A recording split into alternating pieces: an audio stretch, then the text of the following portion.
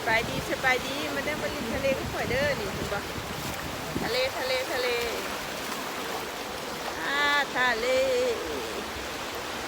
ห็นว่านี่ทะเลงามบ่ขอยอยู่ทะเลเลยเด้อ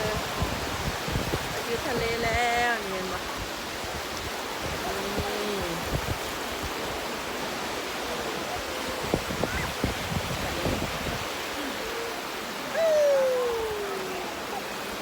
งามไรเด้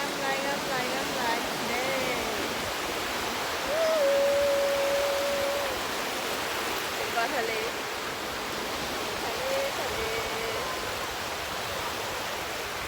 ถ้ายังนี่ทะเลโอ้จิเปียกลงนี่ทะเลเด้อ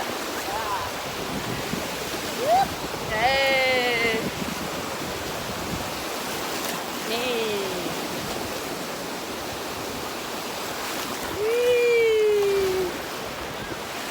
เห็นปะนี่ทะเลมาฮอดแล้วขึ้นมาแล้ว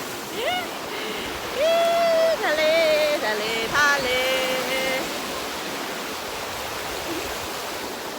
หน้าห้อนจะประมาณนี้เลยถ้าหน้าห้อนเลย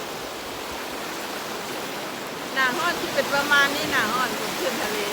งามบอ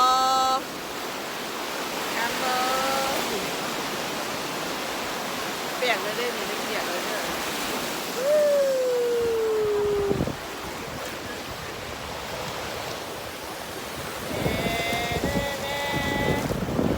ชายหาดเน่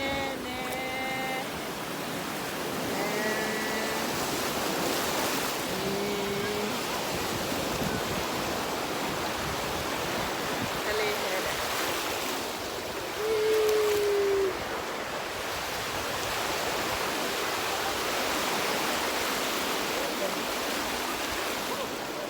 งาม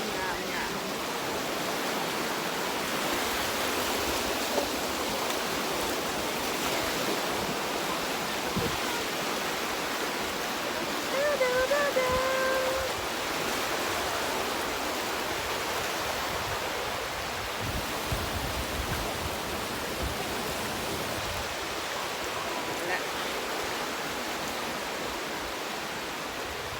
หอยแบบติดตะแบบดีนะคะไปทางทุกคนหลายทางนี้คนหลาย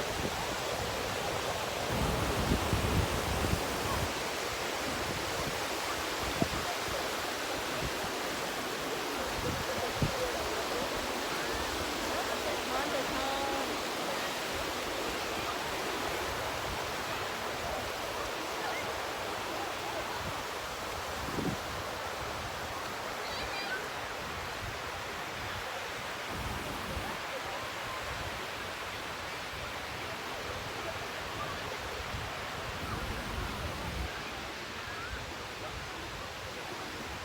โชคดีทุกคนบ๊ายบาย